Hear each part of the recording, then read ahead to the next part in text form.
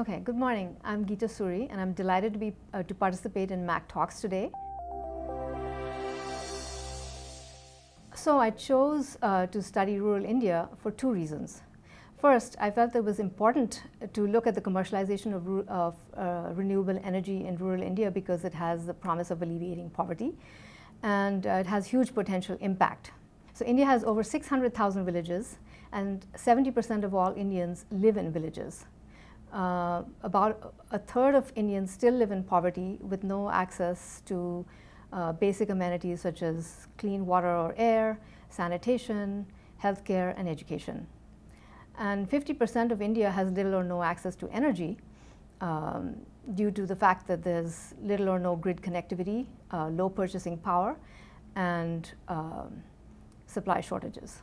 The second reason is that I wanted to understand how the deployment of renewable energy technologies differs at the base of the pyramid. So building on my past work, I focused on the role of partnerships and especially things like academic industry partnerships to understand how these technologies could be deployed in rural India.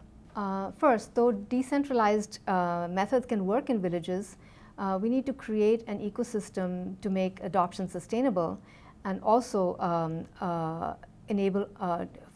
facilitate entrepreneurship so that we can create livelihood generation opportunities. The second finding, not surprisingly, is that villagers must behave differently to use these technologies. For example, they have to collect biomass differently, they have to buy new cook stoves in order to use the biogas, and they also have to buy solar lanterns. So the technology has to be really user-friendly. When we think about this in an urban setting, if we turn on the light, we expect it to work. If it doesn't work, we expect a technician to come and fix it. For providers of technology to rural areas, they have to turn these villagers into technicians, and sometimes these are illiterate villagers who have to be turned into technicians. The third finding is that partnerships are really essential for building an ecosystem in renewable energy technologies. To create an ecosystem, new patterns of interaction and new types of exchange have to be established. And partners can assume different functions. For example, lead academic institutions can be involved in setting standards, while NGOs that have good rapport with villagers can do the implementation. So finally, interactions among different types of organizations at multiple levels over time leads to the emergence of a stable pattern of organization that I call H-form or heteromorphic organization. What heteromorphic organization really involves is it's comprised of different types of organizational forms simultaneously. For example, formal and informal partnerships, long and short-term contracts, along with hierarchy. The adoption of heteromorphic organization really is helpful for the deployment of new technologies because it allows the organization to access resources more easily, to enhance its reach, and to be able to embed itself in the emergent ecosystem. There are four ways in which business leaders can use these insights.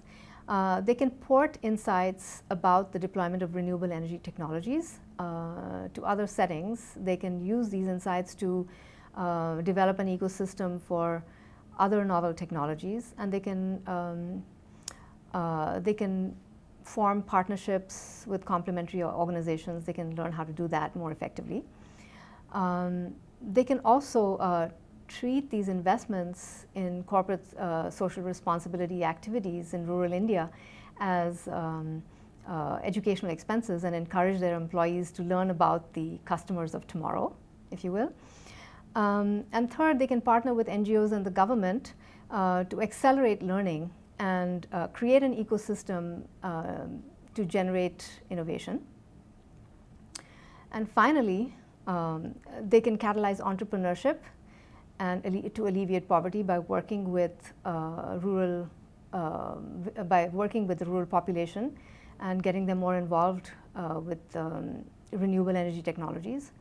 After all, the villagers of today are the lead users of tomorrow and the source of future innovations.